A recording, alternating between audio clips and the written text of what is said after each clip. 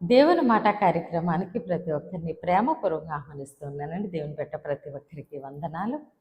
ఎలా ఉన్నారు? విచారముతో, ఆదరించేవారు లేక, ఏమి చేయాలో తోచక ఆలోచిస్తూ ఉన్నారా?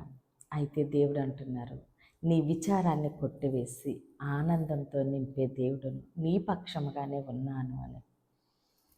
మన విచారం ఏదైనప్పటికీ దాన్ని కొట్టివేసి ఆనందంగా మార్చే శక్తి మన దేవునికి మాత్రమే ఉందండి. విచారము శాశ్వతము కాదు. మన పరిస్థితిని మార్చే దేవుడు, సర్వశక్తి గల దేవుడు మనతోనే ఉన్నారు, మనకి సమీపంగా ఉన్నారు. ఈరోజు దేవుడు మన కొరకు సిద్ధపరిచిన ఆయన శ్రేష్టమైన వాగ్దానం చూద్దామండి. ఇర్మియా 31వ అధ్యాయము 13వ వచనము. వారు దుఃఖమునకు ప్రతిగా సంతోషమిచ్చి వారిని ఆదరించెదను.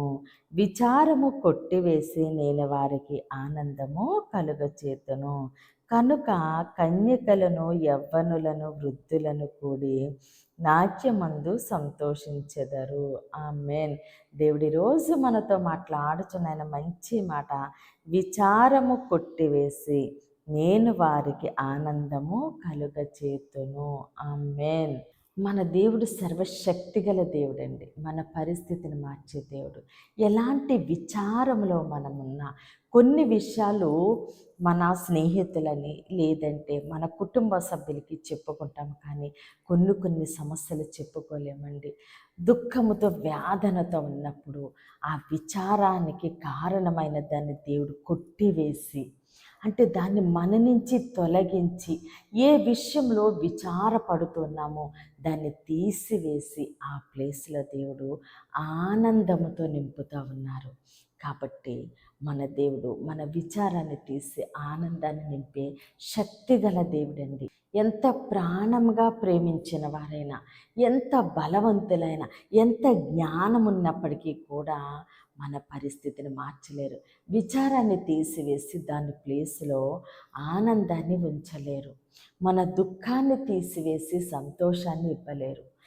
ఏది ఎవ్వరూ చేయలేరు, కానీ మన పరిస్థితిని మార్చేది, విచారాన్ని ఆనందంగా, దుఃఖాన్ని సంతోషంగా మార్చే దేవుడు మన దేవుడు.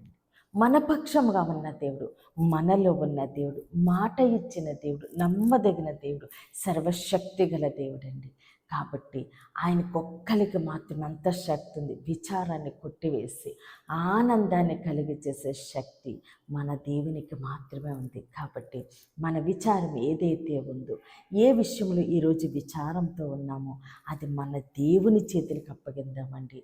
దేవుడు మనకి ఆయన ఆనందంతో నింపుతూ ఉండగా సమస్త ఘనత మహిమ ప్రభావాలు మనము దేవునికే చెల్లిందామండి. ఈ కొద్ది మాటలు దేవుడు మన వినికల్లో దీవించి ఆశీర్వదించునుగాక. ఆమేన్. ప్రేర్ చేసుకుందామండి. అందరి కన్నులు మూసుకొని ప్రేర్లు ఏకీభవించు.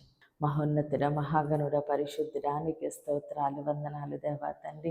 ఇచ్చిన వాగ్దానం మా జీవితంలో నూరింతలుగా ఫలించునుగాక. దైవజనుల వారి కుటుంబాలు, సంఘాలు, పరిచర్యలు యేసు నామములోనే దీవించబడునుగాక.